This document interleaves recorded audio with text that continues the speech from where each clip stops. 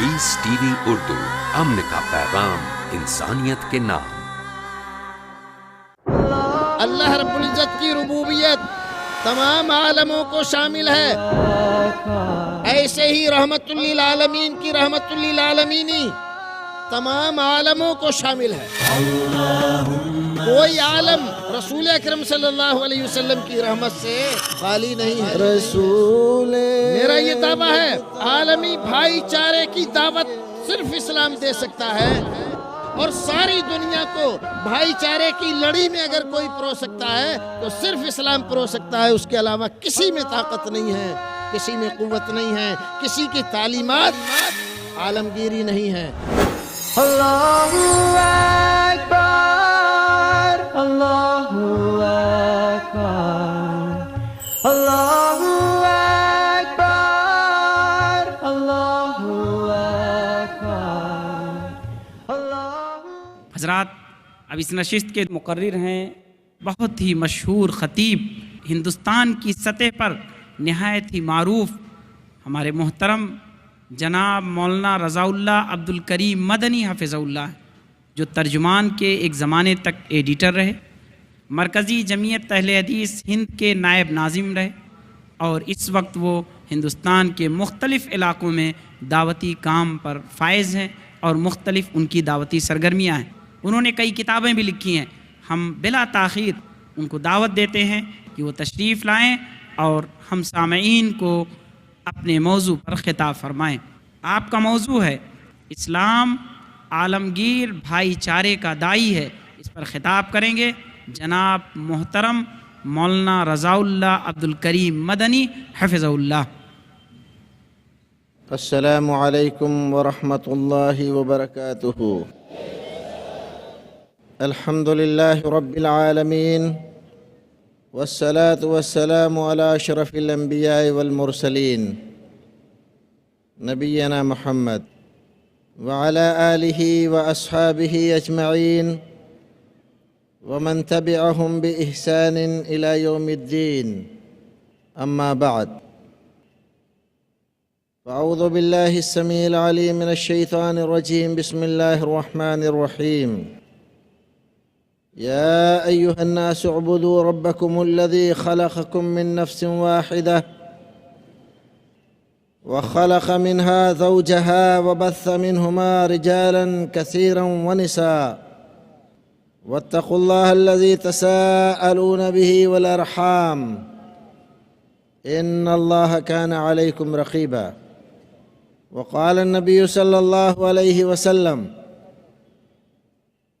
لا فضل لعربي على عجمي ولا لعجمي على عربي ولا لأحمر على أسود ولا لأسود على أحمر إلا بالتقوى۔ رسول مجتبی کہیے، محمد صلی اللہ علیہ وسلم مصطفیٰ کہیے، رسول مجتبی کہیے،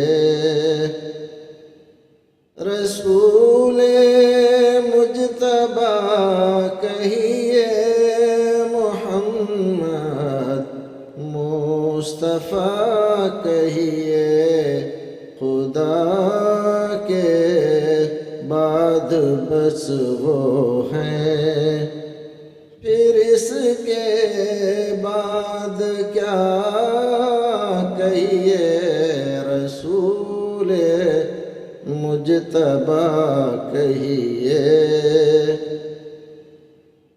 جبین و رخ محمد کے تجلی ہیں، جبین و رخ محمد کے تجلی ہیں، کسے شمس الضحیٰ کہیے، کسے بدر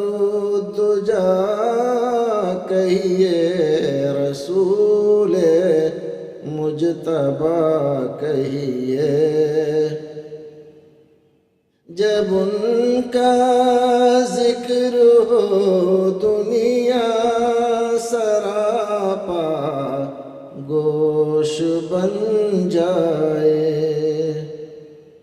جب ان کا ذکر ہو دنیا سراپا گوش بن جائے، جب ان کا نام آئے مرحبا صلی علی کہیے، رسول مجتبی کہیے، محمد مصطفیٰ کہیے، خدا کے بعد بس وہ ہیں، پھر اس کے بعد کیا کہیے۔ اللہم صلی وسلم علی حبیبک و رسولک محمد۔ برادران اسلام، دینی بھائیوں، اس عظیم الشان اجتماع میں جس عنوان کے تحت آپ حضرات کے سامنے قرآن و سنت کی مبنی بر صداقت تعلیمات رکھنا چاہتا ہوں، وہ اس عنوان کے تحت ہیں۔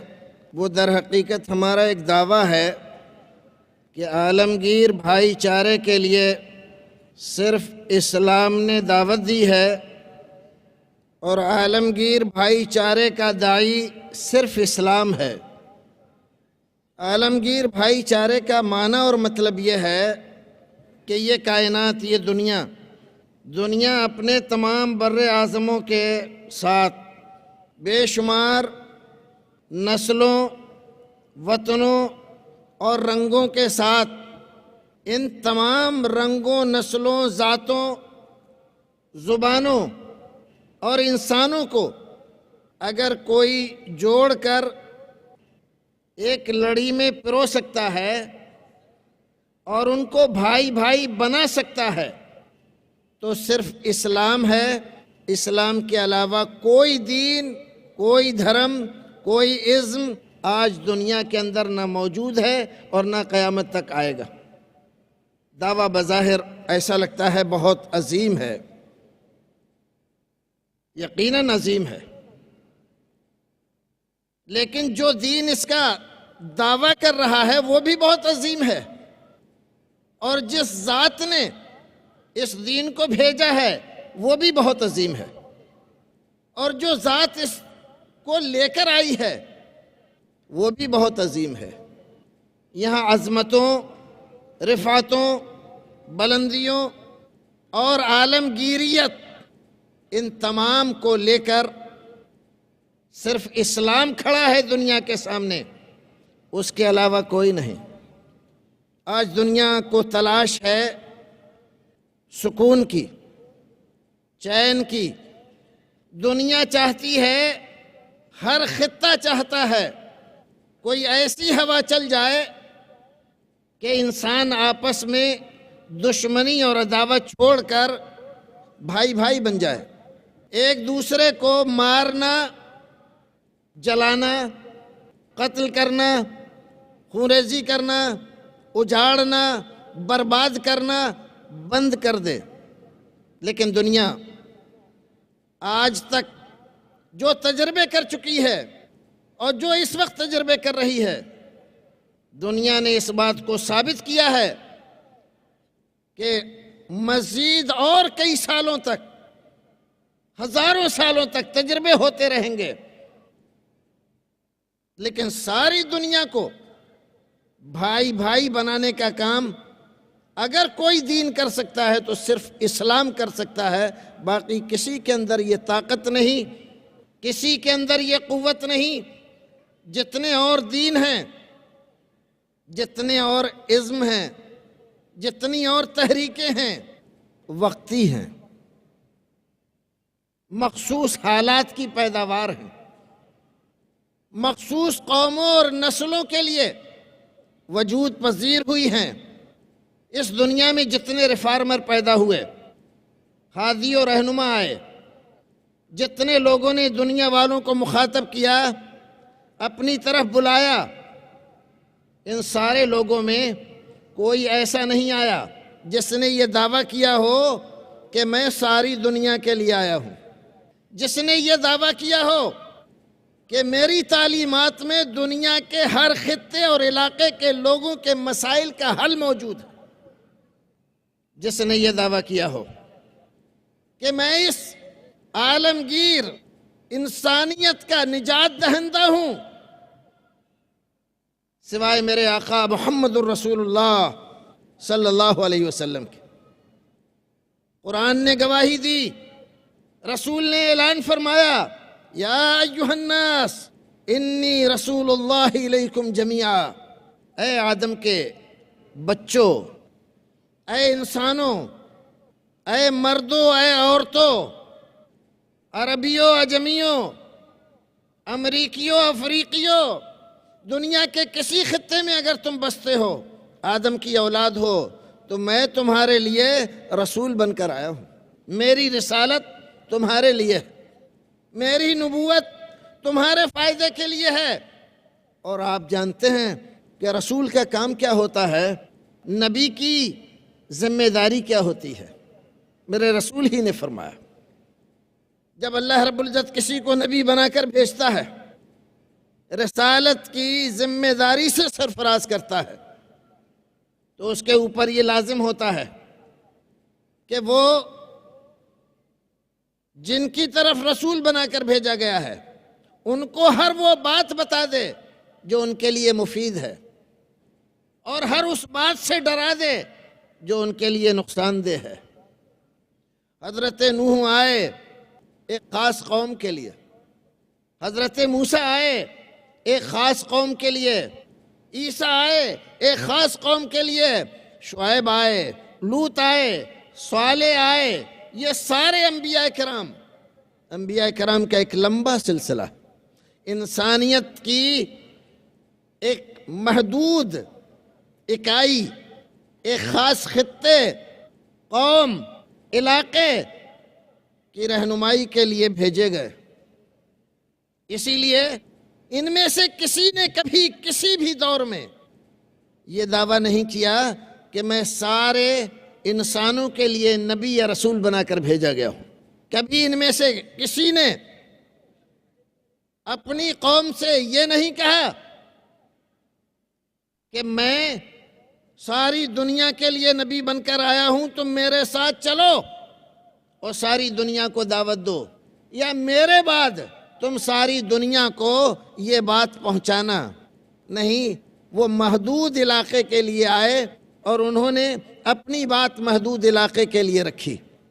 اس بات کو اگر دلائل سے ثابت کیا جائے تو بات بہت لمبی ہو جاتی ہے، اور یہ بات بتاتے بتاتے ہم اپنے اصل مقصد سے تھوڑا پیچھے رہ جاتے ہیں، اس لیے اختصار میں اس بات کو ہم ذکر کرنے کے بعد اپنی بات رکھیں گے۔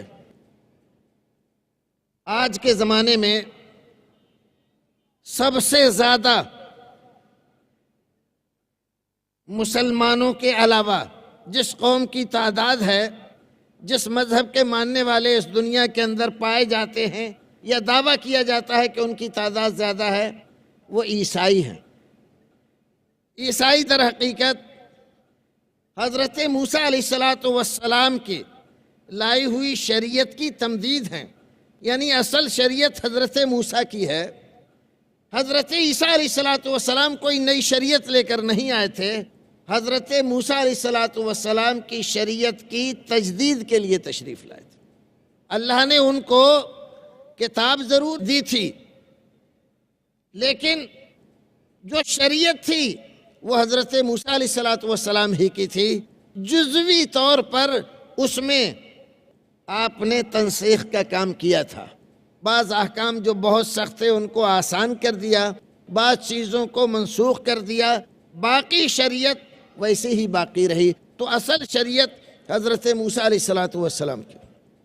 حضرت موسیٰ علیہ السلام کے سلسلے میں اگر ہم آپ سے یہ کہیں کہ وہ ایک خاص قوم کے لیے آئے تھے تو شاید آپ کو یہ لگے کہ یہ ان کا اپنا خیال ہے، لیکن یہ ہمارا اپنا خیال نہیں۔ حضرت موسیٰ علیہ السلام کی کتاب تورات، اس میں ایک کتاب ہے کتاب الاستثناء۔ حضرت موسیٰ علیہ السلام پہ یا ان پر نازل ہونے والی کتابوں کے نام سے ان کے مجموعہ تورات میں جو کتابیں لکھی ہوئی ہیں اس میں یہ 5ویں کتاب ہے۔ اس کے باب 32 اور درس 4 میں لکھا ہوا ہے کہ موسیٰ نے ہم کو ایک شریعت دی جو کہ یعقوب کی جماعت کی میراث ہے۔ حضرت یعقوب علیہ السلام حضرت اسحاق کے بیٹے تھے، اور حضرت اسحاق حضرت ابراہیم علیہ السلام کے بیٹے تھے۔ حضرت موسیٰ علیہ السلام حضرت یعقوب کی جماعت کی میراث کے لیے آئے تھے، یعنی بنی اسرائیل کے لیے۔ حضرت یعقوب ہی کا نام اسرائیل ہے۔ بنی اسرائیل اور یعقوب کے بیٹے ایک ہی بات ہے۔ یہ ثابت ہوا کہ حضرت موسیٰ علیہ السلام جو شریعت لے کر آئے تھے وہ عالمگیر یا آفاقی نہیں تھی، ایک محدود قوم کے لیے تھے۔ حضرت موسیٰ علیہ السلام کے بعد حضرت عیسیٰ آئے۔ آج ان کے ماننے والوں کی تعداد دنیا میں سب سے زیادہ بتائی جاتی ہے۔ انجیل متی کا باب 15 اور آیت نمبر 24 دیکھیے آپ، صاف لکھا ہوا ہے کہ ایک غیر اسرائیلی عورت اپنی بیمار بچی کو لے کر آپ کے پاس آئی اور درخواست کی کہ اپنے معجزے سے اس بچی کو درست کر دیں، تو مسیح نے کہا میں اسرائیل کے گھر کی کھوئی ہوئی بھیڑوں کے سوا اور کسی کے پاس نہیں بھیجا گیا۔ اسی طرح انجیل کا باب نمبر 10 آیت نمبر 5 دیکھیے، حضرت مسیح اپنے 12 جو شاگرد تھے ان کو نصیحت کرتے ہیں، تبلیغ کو بھیجتے ہوئے نصیحت کرتے ہیں غیر قوموں کی طرف نہ جانا اور سامریوں کے کسی شہر میں داخل نہ ہونا۔ 2 باتیں، غیر قوموں کے یہاں مت جانا، سامریوں کے شہر میں داخل مت ہونا۔ میں اسرائیل کی کھوئی ہوئی بھیڑوں کی رہنمائی کے لیے بھیجا گیا ہوں۔ دونوں باتیں صاف طور پر یہ ثابت کر رہی ہیں کہ حضرت عیسیٰ علیہ السلام خاص بنی اسرائیل کی رہنمائی کے لیے آئے تھے۔ آج ساری دنیا میں جو کچھ ان کے نام سے تبلیغ ہو رہی ہے اور جو ساری دنیا کو بشارتیں سنائی جا رہی ہیں، یہ حضرت عیسیٰ علیہ السلام کے مشن کے خلاف۔ اور اس بات کو اگر تاریخی شواہد میں آپ دیکھیں تو آپ کو ملے گا حضرت موسیٰ علیہ السلام ایک جلیل القدر پیغمبر ہیں، اولو العزم من الرسل میں ان دونوں پیغمبروں کا شمار ہوتا ہے، لیکن پوری تاریخ آپ کھنگال جائیے، آپ کو کہیں نہیں ملے گا کہ حضرت موسیٰ علیہ السلام بنی اسرائیل کو چھوڑ کر کسی دوسری قوم کو سمجھانے گئے ہوں یا ان کو اسلام کی دعوت دینے گئے۔ جب فرعون سے چھڑا کر اپنی قوم کو لے کر آئے ہیں تو ساری زندگی بنی اسرائیل کے ساتھ رہے۔ حضرت عیسیٰ علیہ السلام نے بھی کبھی غیروں کو تبلیغ نہیں کی، بلکہ اپنے شاگردوں کو بھی منع کیا۔ ایسے میں اب اگر ہم اپنے ہندوستان کو لیں، ہمارا ہندوستان بہت پرانی تہذیب رکھتا ہے، اور اس تہذیب کی تاریخ اتنی پرانی ہے کہ تاریخ میں اس کا تذکرہ بھی نہیں ملتا کہ کتنی پرانی ہے۔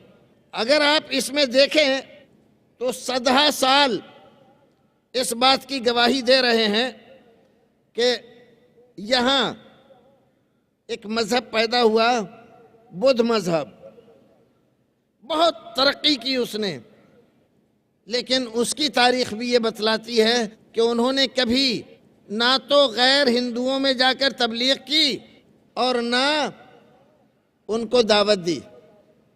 اور اگر آپ دیکھیں ہمارے ہندو مت کو تو آپ دیکھیں گے کہ ان کا وہ زمانہ جو نہایت سنہری زمانہ کہلاتا ہے، یہ وہ ہے جو مہابھارت کے نام سے جو جنگ مشہور ہے اس سے پہلے کا زمانہ ہے۔ چاروں وید، کل شاستر اور منو اسمرتی خاموش ہیں، وہ ہرگز یہ نہیں بتاتی کہ وہ کوئی تبلیغی دین ہے۔ ان کی ورن ویوستھا کا جو نظام ہے، طبقاتی نظام، جس طرح سے انہوں نے سارے انسانوں کو بانٹا ہے کہ کون بھگوان کے سر سے پیدا ہے، کون بازوؤں سے، کون اس بیچ کے حصے سے، اور کون پیروں سے، یہ ساری تقسیم اور یہ سارا نظام، اس سے آگے بڑھ کر کسی دوسرے کو نہ وہ دعوت دیتے ہیں اور نہ اس کے لیے ان کے یہاں کوئی تعلیم اور تبلیغ پائی جاتی ہے۔ آج صرف اسلام کو دیکھ کر، اسلام کی تعلیم اور تبلیغ کو دیکھ کر، اس کی عالمگیریت، اس کی آفاقیت کو دیکھ کر یہ مذاہب والے دوسرے لوگوں کو دعوت دینے لگے ہیں، ورنہ کسی مذہب میں آپ کو کہیں بھی دوسرے قوم، دوسرے مذہب کے لوگوں کو اپنے دین میں داخل کرنے کا کوئی رواج اور کوئی تاریخ نہیں ملے گی آپ کو۔ اسلام کا نظام شروع ہی سے آفاقی ہے، عالمگیر ہے۔ رسول اکرم صلی اللہ علیہ وسلم مکے والوں کے پاس نبی بنا کر بھیجے گئے، آپ کو حکم دیا گیا وَأَنذِرْ عَشِيرَتَكَ الْأَقْرَبِينَ، اپنے خاص خاندان والوں کو آپ سمجھائیے۔ جب یہ مرحلہ گزر گیا تو فرمایا ام القریٰ کے لوگوں کو سمجھائیے۔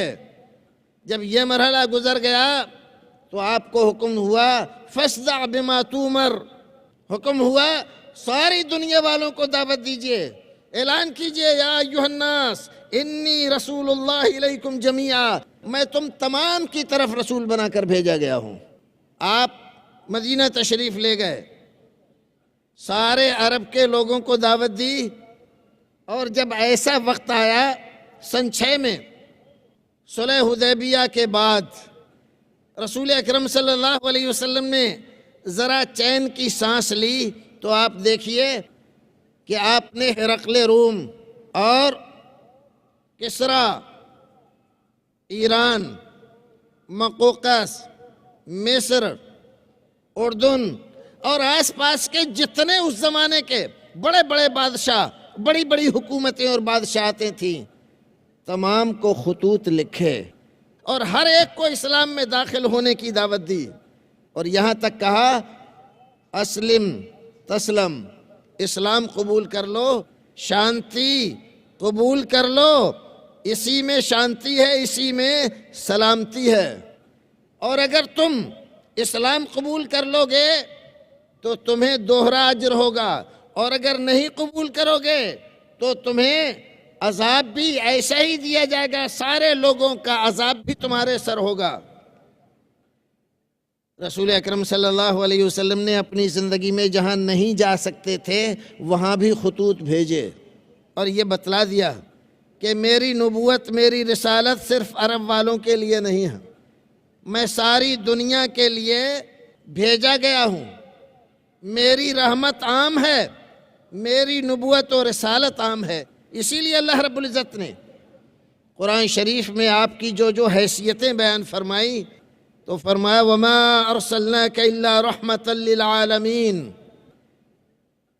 بہت سارے ہمارے خطبہ حضرات ترجمہ کرتے ہیں وَمَا أَرْسَلْنَاكَ إِلَّا رَحْمَةً لِّلْعَالَمِينَ، کہ سارے جہاں کے لیے آپ کو رحمت بنا کر بھیجا ہے، لیکن یہ ترجمہ صحیح نہیں ہے۔ عالمین جمع کا صیغہ ہے۔ اللہ رب العزت فرماتا ہے الحمدللہ رب العالمین، یہ وہی عالمین ہے جو وہاں پر ذکر ہوا وہ یہاں پر ذکر ہو رہا ہے۔ اللہ رب العزت کی ربوبیت تمام عالموں کو شامل ہے، ایسے ہی رحمت للعالمین کی رحمت للعالمینی تمام عالموں کو شامل ہے۔ کوئی عالم رسول اکرم صلی اللہ علیہ وسلم کی رحمت سے خالی نہیں ہے، باہر نہیں ہے، سب کو آپ کی رحمت شامل ہے۔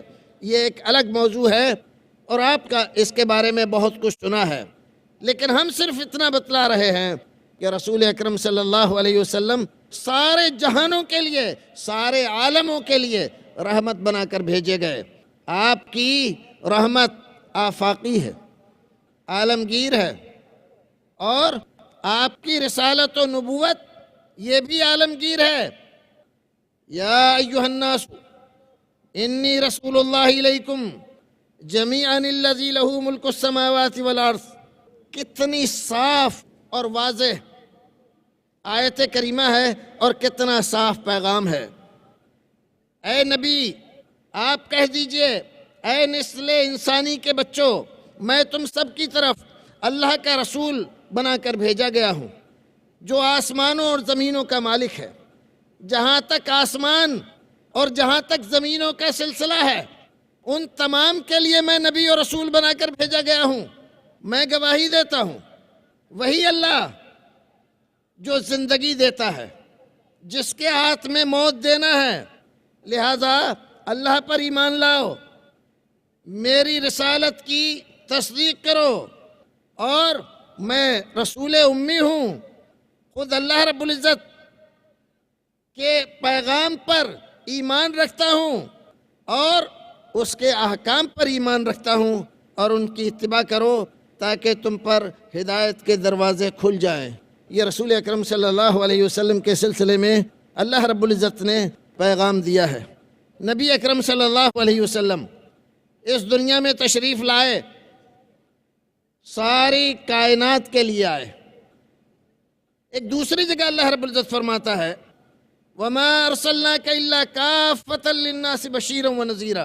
काफ़्फ़तल लिन्नास, सारे लोगों के लिए। एक इंसान का बच्चा भी इससे खारिज नहीं है, बाहर नहीं है, सब इसके अंदर है। और किस हैसियत से आए? दो हैसियतें जिक्र फरमाई गई, बशीरन व नज़ीरा, बशीर बनाकर और नज़ीर बनाकर। जो अच्छे और नेक काम करें उनके लिए बशारतें सुनाने वाला बनाकर भेजा गया हूँ, और जो अल्लाह की नाफरमानी करें, इंसानियत के साथ दगा और फरेब करें, मक्कारी करें, इंसानियत के लिए मसाइल खड़े करें, उनको डराने वाला बनाकर भेजा गया हूँ। नबी अकरम सल्लल्लाहु अलैहि वसल्लम की यह हैसियत अच्छी तरह से वाज़े करती है कि आप सारी कायनात के लिए नबी बनाकर भेजे गए हैं। सारे आलमगीर भाईचारे की दावत इस्लाम देता है, और इस्लाम ही के अंदर ये सलाहियत है कि सारे आलम को भाईचारे की डोर में वो पिरो सके। बाकी किसी दीन के अंदर ये सलाहियत मौजूद नहीं है। या अय्युहन्नासु उअ्बुदू रब्बकुमुल्लज़ी खलक़कुम मिन नफ्सिन वाहिदा व खलक़ मिनहा ज़ौजहा व बस्स मिनहुमा रिजालन कसीरन व निसा वत्तक़ुल्लाह अल्लज़ी तसाअलून बिही वल अरहाम इन्नल्लाह काना अलैकुम रक़ीबा। ये आयत करीमा आप सुनते हैं, हमारे यहाँ जब निकाह होता है तो उस वक्त ये आयत करीमा पढ़ी जाती है। माना क्या है इसका? ऐ लोगो, या अय्युहन्नास, यहाँ या अय्युहल्लज़ीना आमनू नहीं कहा, या अहलल किताब नहीं कहा,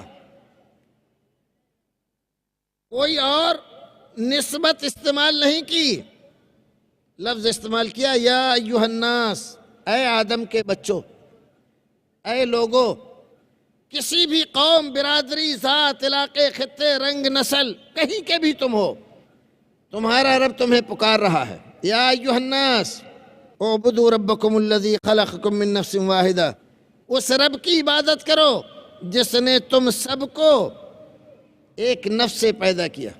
व खलक़ मिनहा ज़ौजहा, और उस एक से उसका जोड़ा बनाया।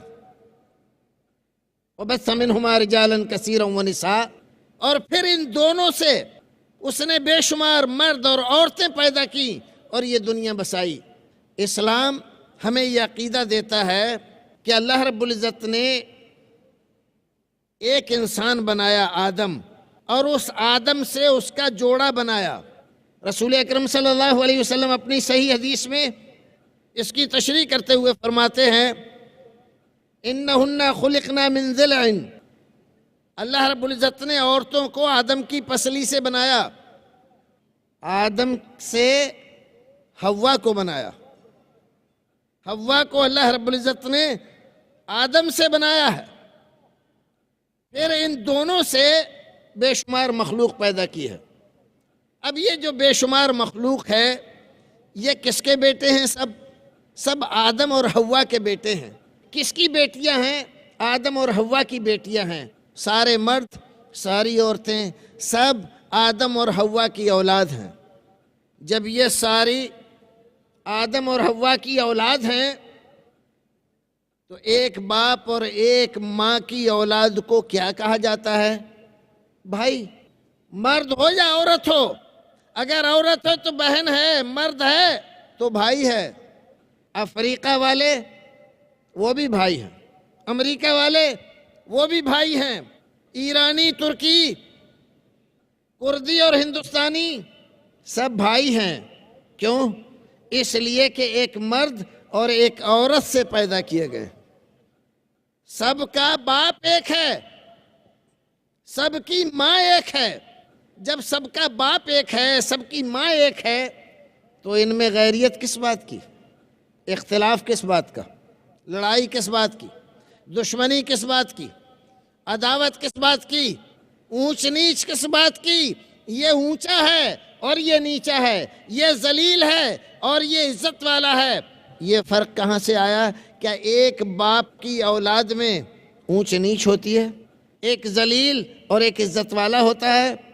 اگر ہوتا ہے، دنیا والوں کی نظر میں ایک باپ کی اولاد میں اگر اونچ نیچ ہوتی ہے تو صرف اس بنیاد پر ہوتی ہے کہ اس کے سنسکار کیا ہیں، اس کا کردار کیا ہے، اس کا عمل کیا ہے.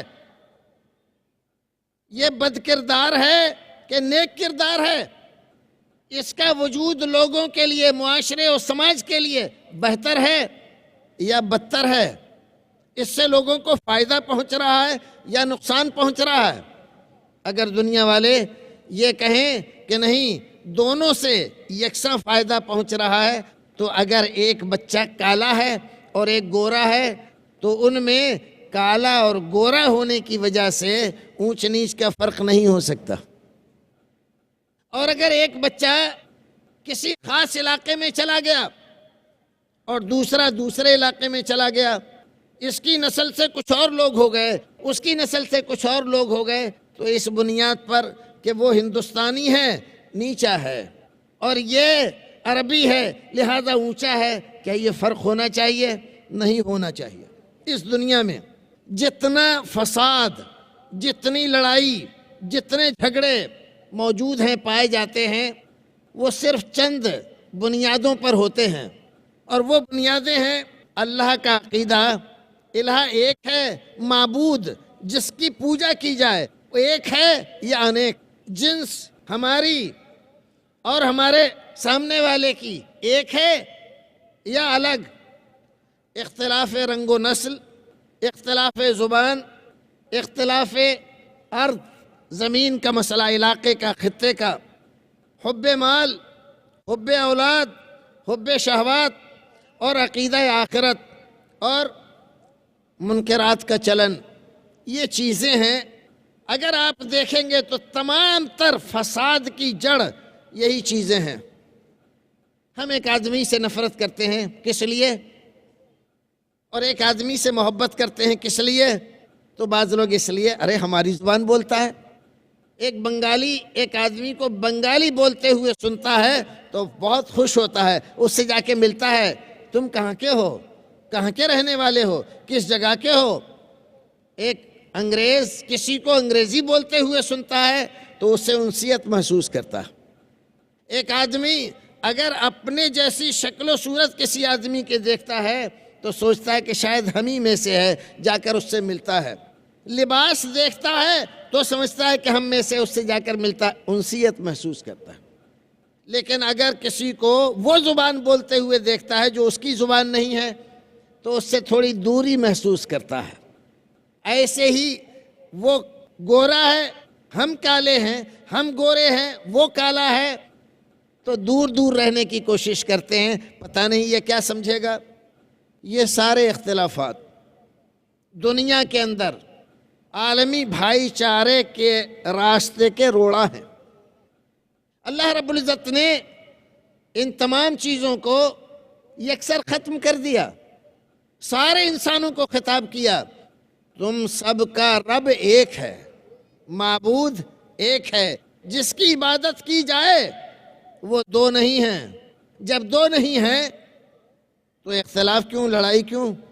حضرت ابراہیم علیہ السلام جس زمانے میں نبی رسول بن کر آئے، اس زمانے کے لوگوں نے، بادشاہ نے ان کے ساتھ دشمنی کی، جبکہ وہ نہایت ہی باوقار آدمی تھے۔ ان کے عقل کی، ہوش کی، سمجھداری کی، نیک چلنی کی تمام لوگ تعریفیں کرتے تھے۔ دشمنی کس بنیاد پر تھی کہ حضرت ابراہیم علیہ السلام ایک رب کی طرف بلا رہے تھے اور وہ بہت سارے معبودوں کی عبادت کر رہے تھے۔ نمرودیوں نے ان کو آگ میں جھونکا اپنے طور پر، سوچا کہ شاید اس سے مسئلہ ختم ہو جائے گا اور آگ ان کو ختم کر دے گی، لیکن حضرت ابراہیم علیہ السلام کو ان کے رب نے باقی رکھا اور وہ ان کا ایک بال بھی ٹیڑھا نہیں کر سکے۔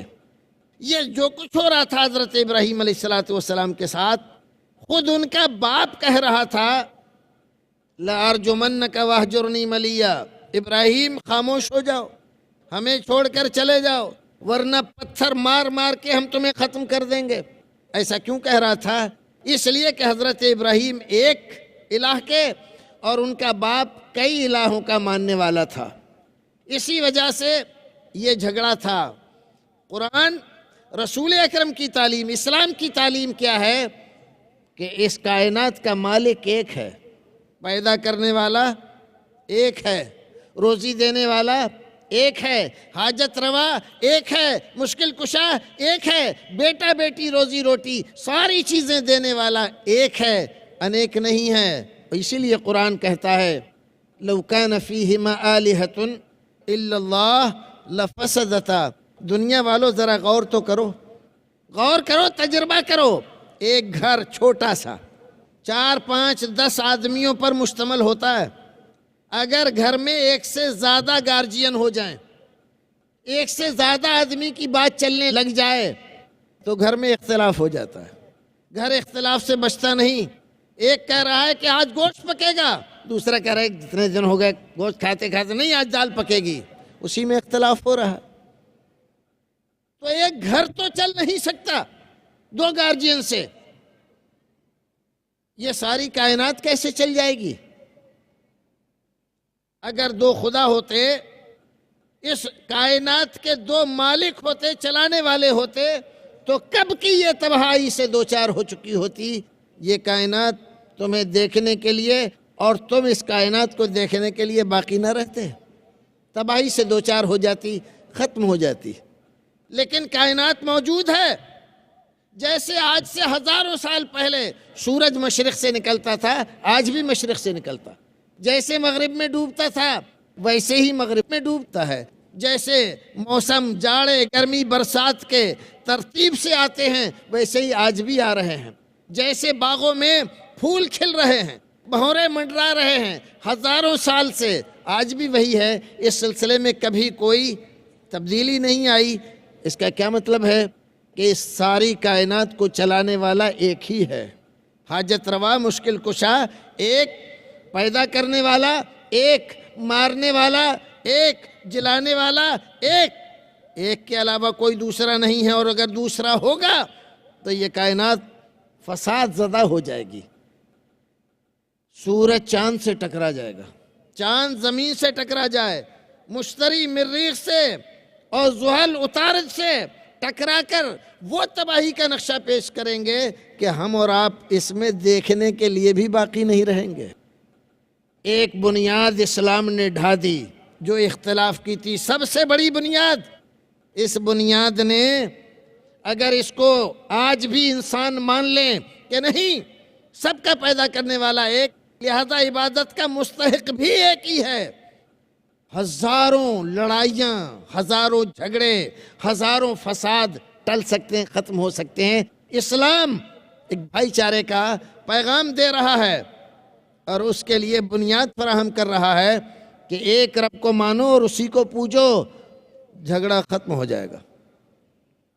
معبودوں کی بنیاد پر، مسجدوں اور مندروں کی بنیاد پر، گرجا اور کلیسا کی بنیاد پر اور گرودوارے کی بنیاد پر، یہ سارے جھگڑے فضول ہیں۔ سب کا پیدا کرنے والا ایک، عبادت اسی کی کرو، جھگڑا ختم۔ رنگ و نسل کی بنیاد اسلام نے ختم کر دی۔ اس نے کہا يا أيها الناس إنا خلقناكم من ذكر وأنثى وجعلناكم شعوبا وقبائل لتعارفوا إن أكرمكم عند الله أتقاكم. کیا بات کہی ہے. یا ایھا الناس، یہاں بھی یا ایھا الذین آمنوا نہیں کہا. یا ایھا الناس، اے سارے انسانوں، اے آدم کی اولاد. انا خلقناکم من ذکر وانثی، ہم نے تم سب کو، مسلمان، ہندو، جینی اور بودھ، عیسائی اور یہودی، اور دنیا کے کسی بھی خطے میں کوئی بھی دین کا ماننے والا ہو، وہ سن لے کہ ایک مرد اور ایک عورت سے پیدا کیا ہے. وَجَعَلْنَاكُمْ شُعُوبًا وَقَبَائِلًا، یہ تمہاری برادریاں، تمہاری ذاتیں، تمہاری نسلیں، تمہارے رنگ کے فرق، یہ سارے کے سارے اس لیے نہیں ہیں کہ تم میں بعض اونچے ہیں اور بعض نیچے ہیں. بعض خدمت کے لیے اور بعض حکمرانی کے لیے پیدا کیے گئے ہیں. ایسی بات نہیں ہے. اللہ رب العزت نے کسی انسان کو پیدائشی طور پر ذلیل اور کسی کو عزت والا بنا کر نہیں بھیجا. یہ تفریقیں تمہاری اپنی نکالی ہوئی ہیں. بعض شاطر، بدماش اور تقریبی ذہن رکھنے والے لوگوں نے یہ تفریقیں نکالی ہیں. بعض کو اونچا اور بعض کو نیچا بنایا ہے. اللہ نے نہیں. لتعارفوا، اللہ رب العزت نے تو یہ رنگ و نسل کا، قبیلے اور برادریوں کا جو فرق رکھا ہے، اس لیے لتعارفوا، تاکہ تم ایک دوسرے کو پہچان سکو. عبداللہ ایک سے زائد مجلس میں موجود ہیں جن کا نام عبداللہ ہے. اے عبداللہ، کوئی آدمی آواز دے رہا ہے، سب آواز دے رہے ہیں، ہاں پہچاننا مشکل ہے، تو کہہ رہے ہیں عبداللہ العربی، عربی عبداللہ، اجمی عبداللہ، قریشی عبداللہ، فارسی عبداللہ. یہ جو نسبتیں ہیں، ان ساری نسبتوں کو صرف تعارف کے لیے رکھا ہے، اونچ نیچ کے لیے نہیں. نبی اکرم صلی اللہ علیہ وسلم کے دربار کو دیکھو، ساری اس تفریق کو آپ نے اپنے عمل سے مٹا کر ختم کر دیا. ذرا غور کرو سیرت رسول پر. مکہ فتح ہو رہا ہے. وہ لوگ جو کسی زمانے میں مکہ سے مار مار کر نکالے گئے تھے، ان پر ظلم و ستم کی حد کر دی گئی تھی. مکہ میں فاتحانہ داخل ہو رہے. بلال، جن کو مکہ کی تپتی ہوئی ریت پر لٹال کر بڑی بڑی سلیں پتھر کی رکھ دی جاتی تھی، اسی مکہ میں عمار، صہیب، بلال، سلمان جیسے لوگ فاتحانہ شان سے داخل ہو رہے. مکہ فتح ہو گیا. نماز کا وقت ہوا، رسول اکرم نے حکم دیا، بلال کہاں ہو؟ اللہ کے رسول حاضر ہوں. جاؤ، چڑھ جاؤ خانہ کعبہ پر. خانہ کعبہ پہ چڑھ جاؤں حضور؟ ہاں. کس لیے؟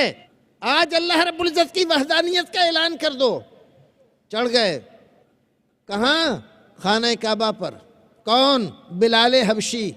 بلال، کالے کلوٹے بلال، وہ بلال جو اسی مکے میں تختہ مشق بنائے جاتے تھے، جن کو بچے پکڑ کر گھسیٹا کرتے تھے، کھینچا کرتے تھے. آج اسلام کی دولت سے سرفراز ہونے کے بعد اتنے عزت والے ہو گئے کہ خانہ کعبہ پہ چڑھ گئے اور وہاں سے چڑھ کے اذان دے رہے ہیں. اللہ اکبر. جو نخوت پرست تھے، غرور و تکبر میں گرفتار تھے، ان لوگوں نے جب دیکھا کہ بلال اذان دے رہے ہیں اور خانہ کعبہ پہ چڑھ کر، ان میں سے بعض کہنے لگے، ہائے ہم اس وقت تک کیوں زندہ رہے، کیوں نہیں مر گئے؟ پہلے مر جاتے تھے، یہ دن دیکھنا نصیب نہ ہوتا کہ ایک کالا کلوٹا آدمی کعبے پر چڑھ کے اذان دے رہا ہے. محمد کو کوئی عربی، قریشی، کوئی گورا آدمی نہیں ملا. رسول اکرم صلی اللہ علیہ وسلم کے پاس بہت سارے لوگ تھے، بڑے بڑے خاندانی، بڑے بڑے ناک والے لوگ موجود تھے، لیکن بلال کو چڑھوایا تھا. اور جب رسول اکرم صلی اللہ علیہ وسلم نے اپنی زندگی کی آخری جنگ کے لیے جھنڈا لپیٹ کر دیا اسامہ کے ہاتھ میں، اور ان کو رخصت کرنے کے لیے ساتھ ساتھ گئے مدینے کے باہر، وہ گھوڑے پر بیٹھے ہوئے ہیں اور رحمت للعالمین نیچے چل رہا ہے۔ انہوں نے کہا اللہ کے رسول یہ نہیں ہو سکتا، یا تو آپ بھی سوار ہو جائیں ورنہ میں اتر جاتا ہوں۔ کہا نہیں، نہ تم اترو گے نہ میں سوار ہوں گا، ایسے ہی چلنا ہے۔ کیوں؟ ابو بکر ساتھ تھے، عمر ساتھ تھے، عثمان ساتھ تھے، علی ساتھ تھے، بڑے بڑے قریشی اور بڑے بڑے مہاجر، بڑے بڑے انصار، سارے کے سارے لوگ تھے، اور ایک غلام زادے کو رسول اکرم صلی اللہ علیہ وسلم نے اس ساری فوج کا کمانڈر بنا کر اس کے ہاتھ میں جھنڈا دے دیا، جاؤ تم کمانڈر ہو۔ غلام زادے کے یہ مقام، یہ درجے عمر و فاروق، عثمان غنی، علی مرتضیٰ، سعد سعید، زبیر جیسے لوگوں کا کمانڈر بن جائے، یہ دنیا کی کوئی اور طاقت، کوئی اور دین، کوئی اور دھرم پیش نہیں کر سکتا جو رسول اکرم نے پیش کیا ہے۔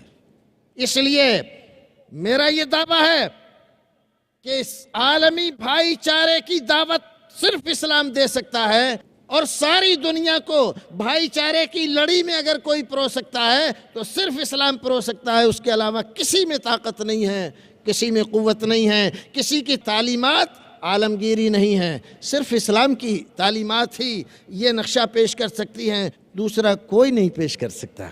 تو میں یہ کہہ رہا تھا کہ اسلام عالمی بھائی چارے کا داعی ہے۔ رسول اکرم کی خدمت میں یہ سلمان ہیں کہاں کے؟ فارس کے۔ یہ بلال ہیں کہاں کے؟ حبشہ کے۔ یہ صہیب ہیں کہاں کے؟ روم کے۔ اور یہ مدام ہیں کہاں کے؟ سوڈان کے۔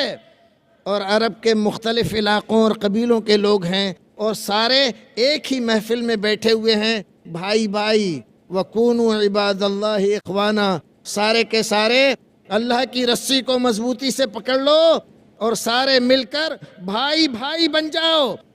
امریکی اور افریقی کو، ہندوستانی اور ترکی کو صرف اسلام بھائی چارے کی لڑی میں پرو سکتا ہے، باقی کوئی نہیں۔ جو لوگ اپنے علاقے کے لوگوں کو ایک لڑی میں نہ پرو سکیں، وہ ساری دنیا کو پرونے کی تو بات ہی نہیں کر سکتے۔ تو بھائیو، آج کا ہمارا یہ عنوان، یہ موضوع اسلام کی آفاقیت، اس کی عالمگیریت اور اس کے نظام کی برتری کو ثابت کرتا ہے۔ یہ ذمہ داری ہماری ہے، کوتاہی ہم سے ہوئی ہے، اسلام سے نہیں۔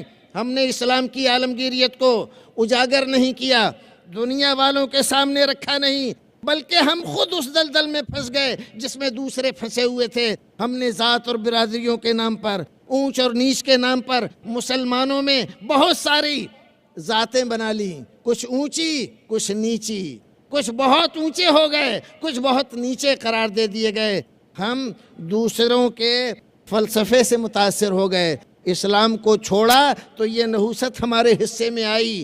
دوبارہ اگر آپ چاہتے ہیں کہ اسلام کی اس عالمگیریت سے وابستہ ہو جائیں، اس رفعت اور بلندی کو حاصل کر لیں، تو ضروری ہے کہ اسلام کے نظام مساوات کو سمجھتے ہوئے وَكُونُوا عِبَادَ اللَّهِ إِخْوَانًا کے زمرے میں آ کر پھر سے بھائی بھائی ہو جاؤ، اور آپس میں نفرتیں، عداوتیں ختم کر کے دوبارہ دنیا والوں کو دکھاؤ کہ ہاں مسلمان ایسے ہوتے ہیں، ایک صف میں کھڑے ہوتے ہیں۔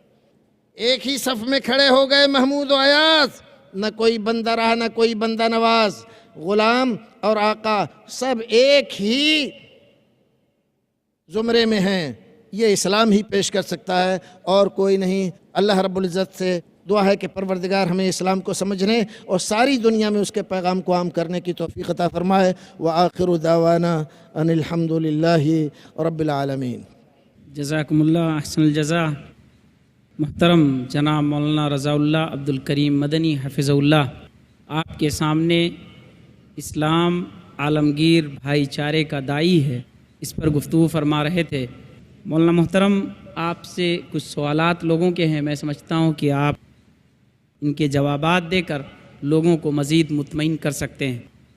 آپ کی خدمت میں محمد نسیم ملک، جو پیشے سے تاجر ہیں، وہ لکھتے ہیں کہ موسیٰ علیہ السلام کسی دوسری قوم کے پاس تبلیغ کرنے نہیں گئے، تو آپ نے فرعون کو جو تبلیغ کی، کیا وہ بنو اسرائیل میں سے تھا؟ حضرت موسیٰ علیہ السلام کو فرعون کی طرف بھیجا گیا، اذهب الى فرعون انه طغى فقل هل لك الى ان تزكى. حضرت موسیٰ علیہ الصلوۃ والسلام کو فرعون کی طرف بھیجا گیا کہ جائیے اس کو سمجھائیے، ایک رب کی تبلیغ اس کو کیجیے. لیکن اصل مقصد حضرت موسیٰ علیہ الصلوۃ والسلام کا ان کی زندگی کی ساری سیرت کے پڑھنے سے ہمیں یہ ملتا ہے. مطالبہ کیا کہ بنی اسرائیل کو میرے ساتھ بھیج دو، فرعون نے منع کر دیا. بنی اسرائیل کی فلاح بہبودی اور ان کو لے کر مصر سے نکلے اور میدان تیہ میں پہنچے. پھر کہیں پر یہ بات ہمیں نہیں ملتی کہ حضرت موسیٰ علیہ الصلوۃ والسلام کسی دوسری قوم کے پاس دین کی تبلیغ کرنے کے لیے گئے ہوں. فرعون کی طرف اس لیے کہ وہ اس زمانے کا حاکم تھا، بادشاہ تھا، اور ساری بنی اسرائیل قوم کو اس نے غلام بنا رکھا تھا. بنی اسرائیل کی آزادی کے لیے اللہ رب العزت نے اس کو بھیجا. اسی لیے ہم دیکھتے ہیں کہ فرعونیوں نے حضرت موسیٰ علیہ الصلوۃ والسلام کی بات نہیں مانی. ایک دو آدمی کا تذکرہ ہمیں ملتا ہے قرآن سے، سنت سے. حضرت موسیٰ علیہ الصلوۃ والسلام کو ایک فرعونی آتا ہے خبر دینے کے لیے اور کہتا ہے کہ آپ کے خلاف ایسی ایسی سازش ہو رہی ہے. یہ آدمی فرعونی قوم کا تھا، قبطی تھا. یہ ساری شہادتیں جو آپ کے علم میں ہیں، جو میں نے بتائیں، جو قرآن فراہم کرتا ہے، یہ ساری شہادتیں ہماری شہادتیں ہیں اسلام کی، قرآن کی. لیکن جو شہادت ان کی کتاب فراہم کرتی ہے، جس کا میں نے حوالہ دیا کہ توریت میں لکھا ہوا ہے حضرت موسیٰ علیہ الصلوۃ والسلام پر جو کتابیں اتریں جو ان کی جانب منسوب ہیں، کتاب الاستثناء جو 5ویں کتاب ہے ان کی کتابوں میں، اس میں لکھا ہے کہ ہمیں یعقوب کی میراث، موسیٰ ہمارے پاس یعقوب کی میراث لے کر آئے اور وہ دے کر گئے. یہ بنی اسرائیل ہی کے لیے تھا. ان کی کتاب جو ظاہر کر رہی ہے اس میں کہیں یہ تذکرہ نہیں ہے کہ کسی اور کے لیے وہ نبی بن کر آئے تھے. تو یہ شہادت کہ وہ فرعون کے پاس گئے، اس کو ایمان کی دعوت دی، یا قبطیوں میں سے 2-4 لوگ مسلمان ہو گئے، یہ شہادتیں قرآن کی ہیں، اسلام کی شہادتیں ہیں. باقی ان کی کتاب جو ظاہر کر رہی ہے وہ یہی ظاہر کر رہی ہے کہ وہ بنی اسرائیل کے لیے آئے تھے. میرا خیال ہے کہ بات سمجھ میں آئی ہوگی. ابو الحسن صاحب ہیں، وہ پوچھتے ہیں کہ اسلام مذہب کے نام پر انسانوں کو بانٹتا ہے، پھر اسلام کیسے عالمگیر بھائی چارے کا داعی ہے؟ یہ ہماری غلط فہمی ہے کہ ہم اگر ایسا سمجھتے ہیں، اسلام کو آپ سمجھتے ہیں کہ رسول اکرم لے کر آئے تھے اور اس سے پہلے اس کا کوئی وجود نہیں تھا، اس لیے آپ کے ذہن میں یہ بات شاید پیدا ہوئی. قرآن، اسلام اس بات کو کہتا ہے کہ حضرت آدم علیہ الصلوۃ والسلام اسلام کے پہلے نبی تھے. محمد الرسول اللہ تک نبیوں اور رسولوں کا سلسلہ جاری رہا. اسلام کی وہاں سے ابتدا ہوئی اور آپ کے اوپر اسلام کی انتہا اور یہاں پر اس کی تکمیل ہو گئی.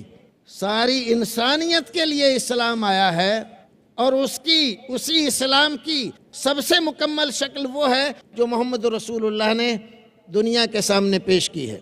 اب اگر اس سے کچھ لوگ الگ ہو جائیں، مان لیجئے عیسائی، یہودی، ہندو، جینی، بودھ، اور آپ ان کے مقابلے میں اسلام کو لا کر یہ کہیں کہ یہ اسلام بھائی چارے کی یا عالمی بھائی چارے کی دعوت نہیں دیتا ہے، تو آپ خلط مبحث کر رہے ہیں. اسلام تو دعوت دے رہا ہے.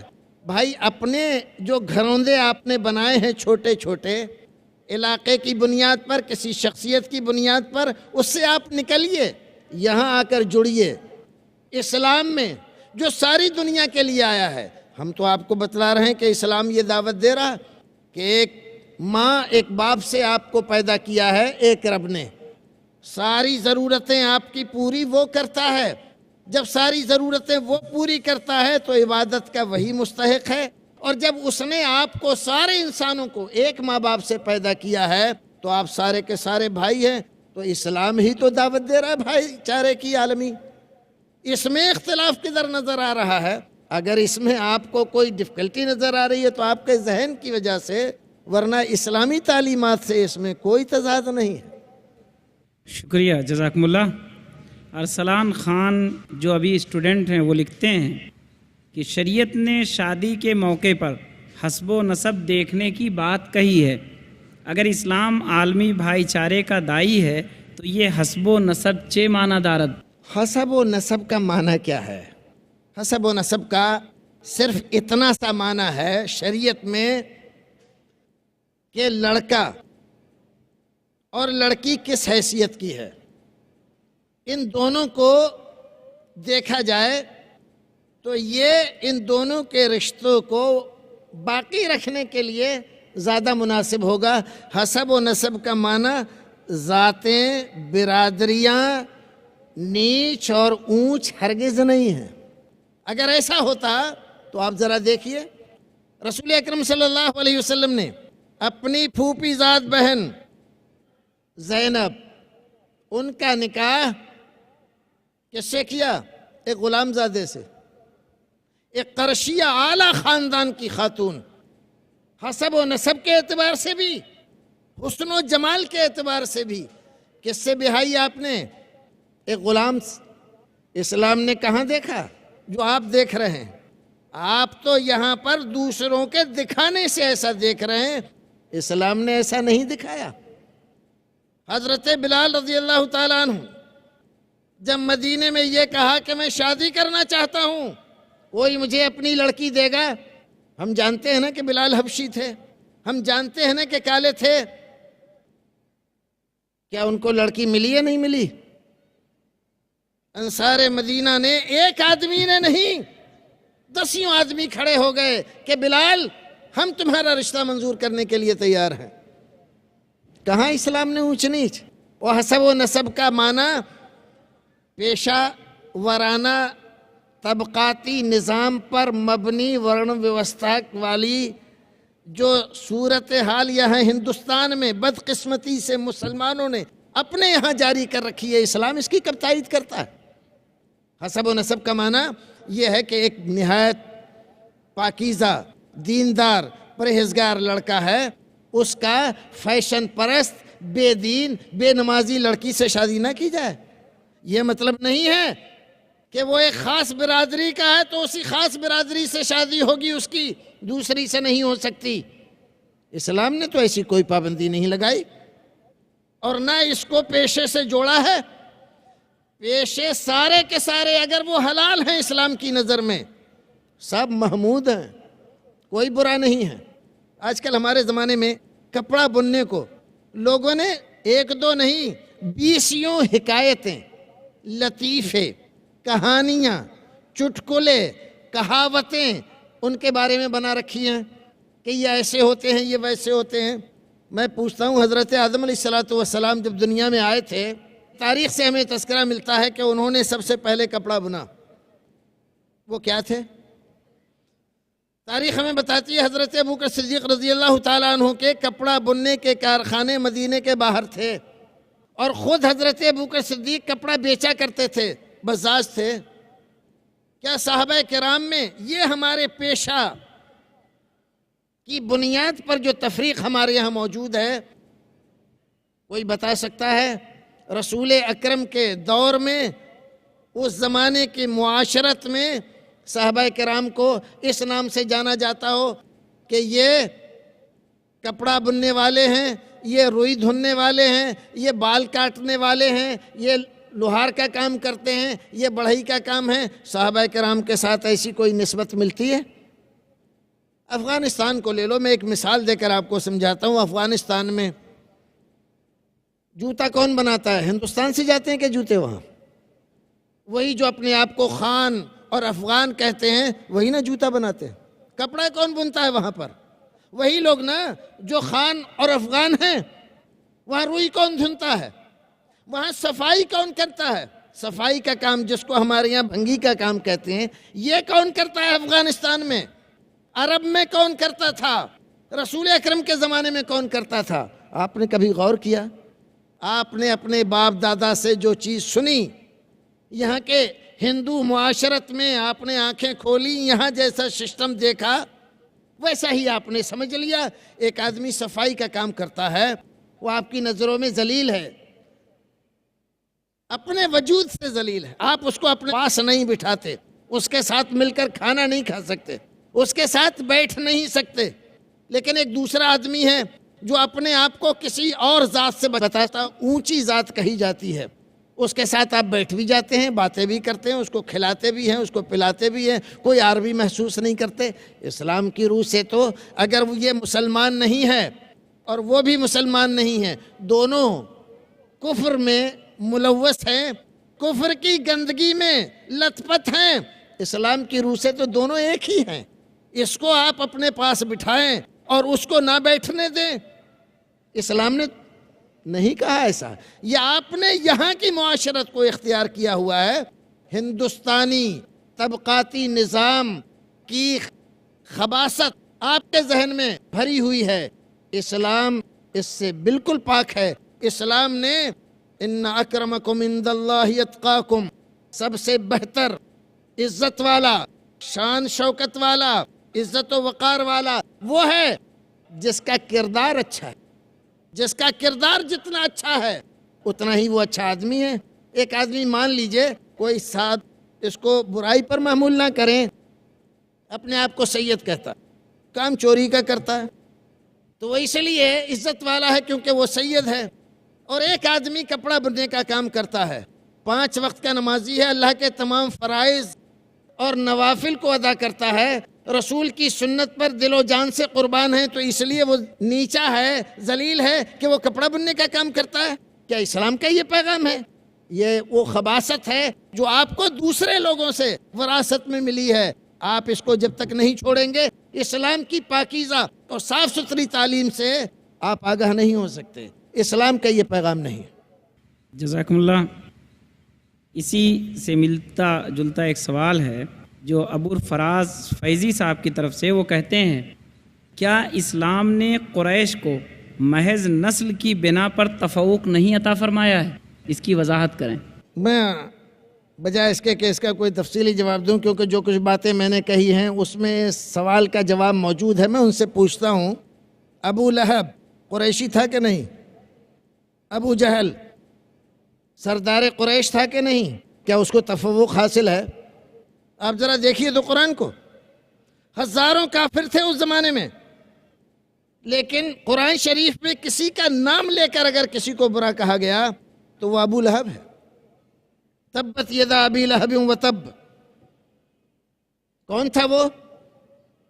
قریشی تھا نا، بڑے خاندان کا. اتنا ہی نہیں، رسول اکرم صلی اللہ علیہ وسلم کا چچا تھا، لیکن کردار برے تھے، اس کے عمل اس کے برے تھے. اس لیے اسلام نے اس کو عزت نہیں دی کہ وہ قریشی ہے لہذا اس کی 1000 خطائیں معاف، 100 خطائیں معاف، 7 خون معاف اس کے ہیں.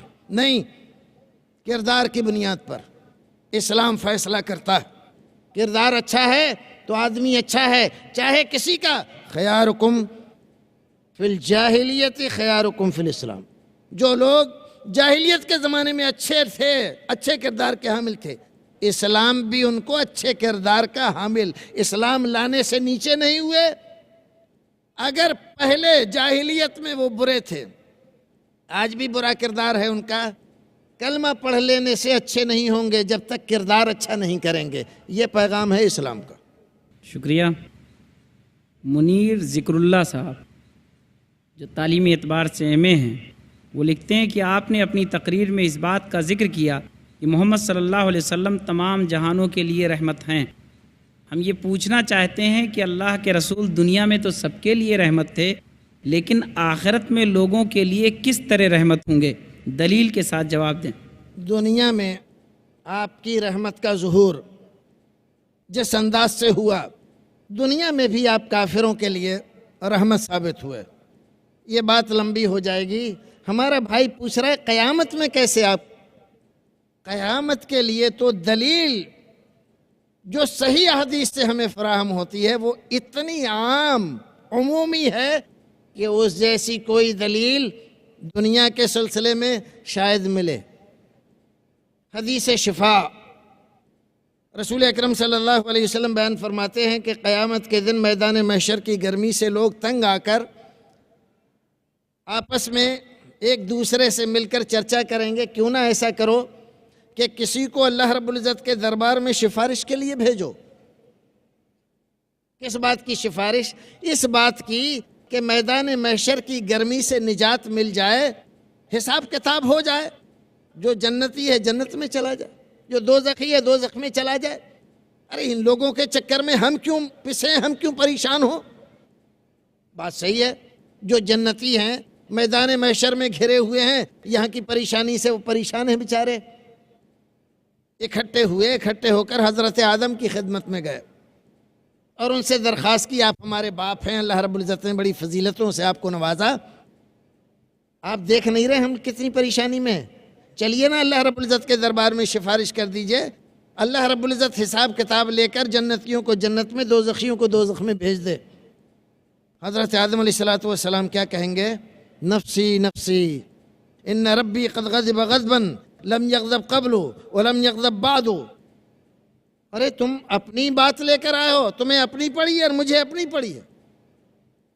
میں تو اپنے لیے ڈر رہا ہوں.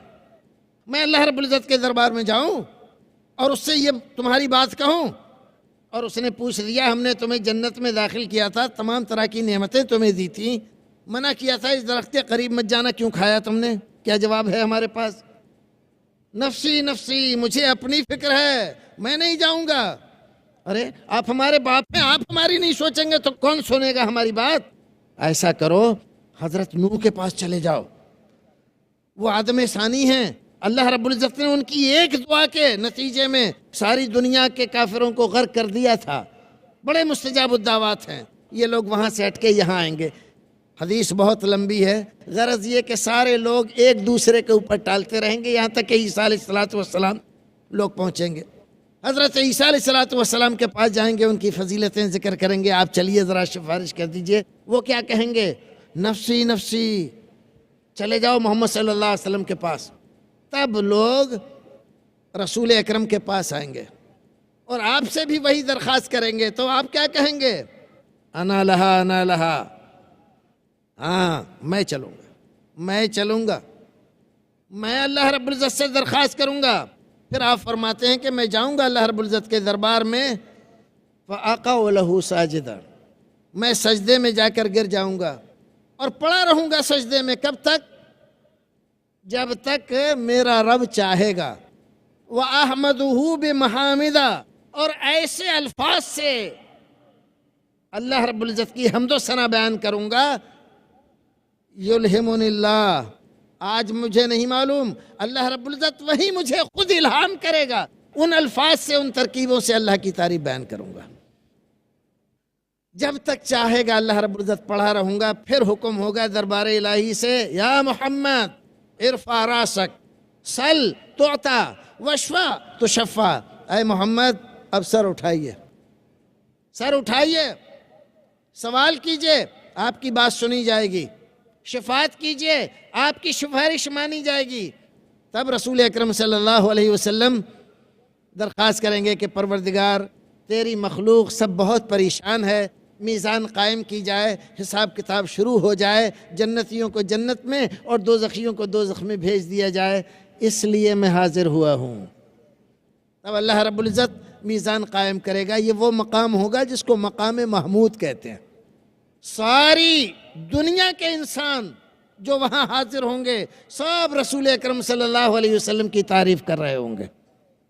آپ رحمت ہیں کہ نہیں سب کے لیے, کافروں کے لیے, مشرکوں کے لیے, ہندوستانیوں کے لیے, امریکیوں کے لیے, عربیوں کے لیے. قیامت کے دن تو آپ کی رحمت اتنی عام ہوگی کہ اس کا انکار کوئی کر ہی نہیں سکتا ہے.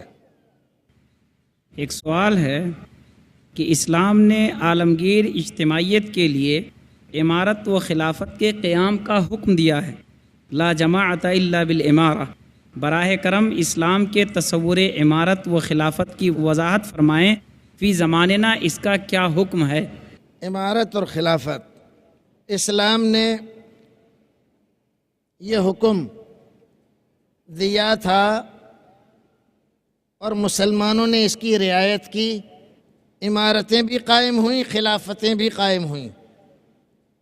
پھر مسلمانوں کی بد کرداری اور بدعمالی کی وجہ سے یہ عمارتیں اور خلافتیں انتشار کا شکار ہوئیں، مسلمانوں پر دوسری قوموں کے غلبے ہوتے چلے گئے اور وہ عمارتیں اور خلافتیں آپس کے انتشار، جھگڑوں اور فساد سے اتنی زیادہ کمزور ہو گئیں کہ وہ دوسروں کا مقابلہ نہیں کر سکیں، بڑی بڑی حکومتوں پر قبضے ہو گئے دوسروں کے۔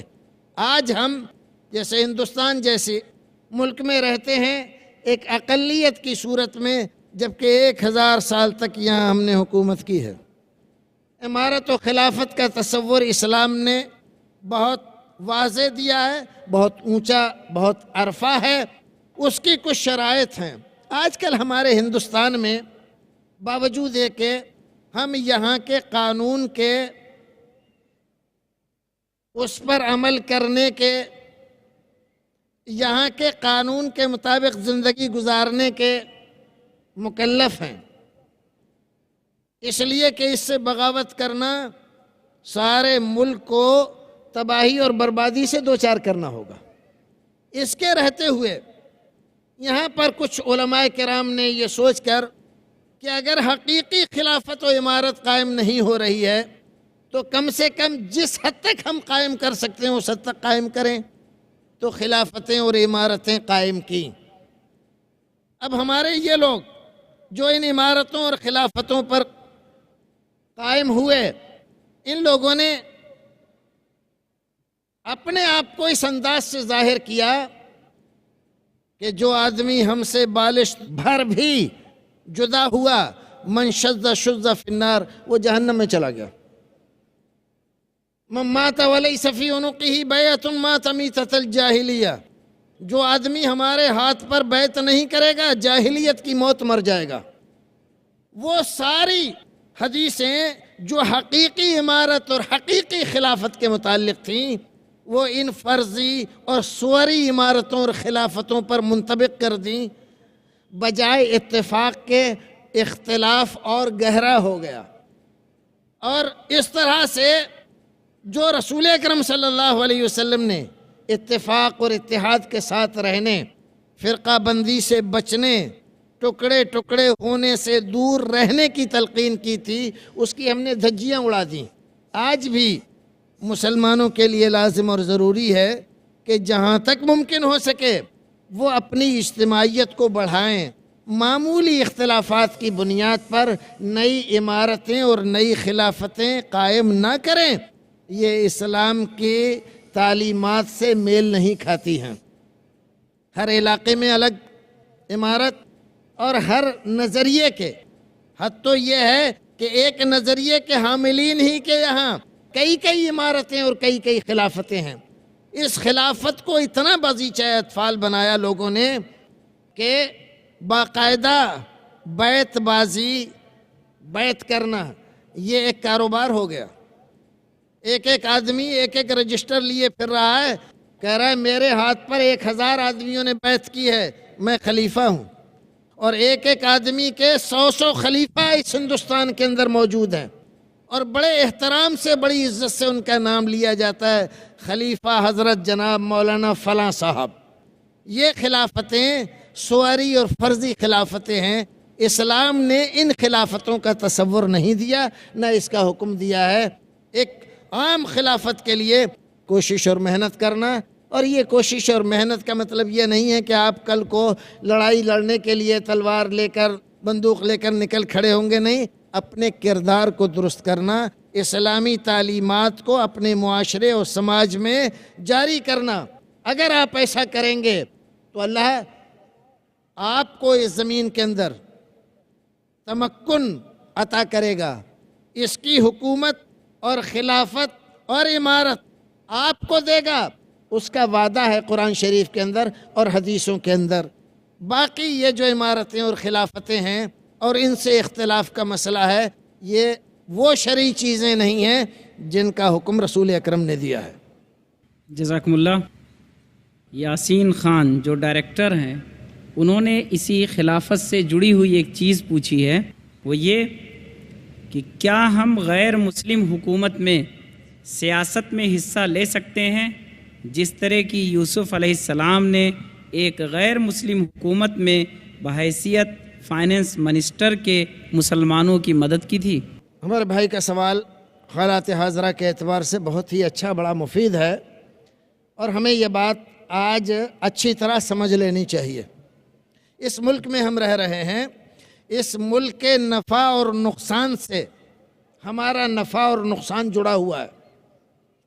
اگر ہم اس ملک کی سیاست سے بالکل الگ ہو جائیں گے تو ہم کو جتنا نقصان ہوگا اس کا ہم صحیح معنی میں تصور بھی نہیں کر سکتے۔ ہمارے بہت سارے لوگ یہ کہتے ہیں سیاست گندی ہے، سیاست شریف لوگوں کا کام نہیں ہے۔ بھائی سیاست گندی ہوئی کیوں؟ سیاست شریف لوگوں کا کام کیوں نہیں رہا؟ اس لیے کہ شریفوں نے سیاست چھوڑ دی، گندے لوگ آ گئے، انہوں نے سیاست کو بھی گندا کر دیا۔ جدا ہو دین سیاست سے تو رہ جاتی ہے چنگیزی۔ اقبال نے کہا نا، اگر دین کے عنصر کو آپ سیاست سے الگ کر دیں گے تو کیا رہ جائے گا؟ چنگیزیت رہ جائے گی۔ تو چنگیزیت ہم اور آپ دیکھ رہے ہیں کہ کوئی بھی آدمی کھڑا ہو جاتا ہے، کسی علاقائیت کی بنیاد پر نعرہ لگا دیتا ہے کہ فلاں لوگوں کو نکالو اور ان کو ایسا کر دو اور فلاں کو ایسا کر دو۔ یہ ایسا کیوں ہو رہا ہے؟ اس لیے کہ ہم سیاست سے الگ ہیں، اپنی ذمہ داری نہیں سمجھ رہے۔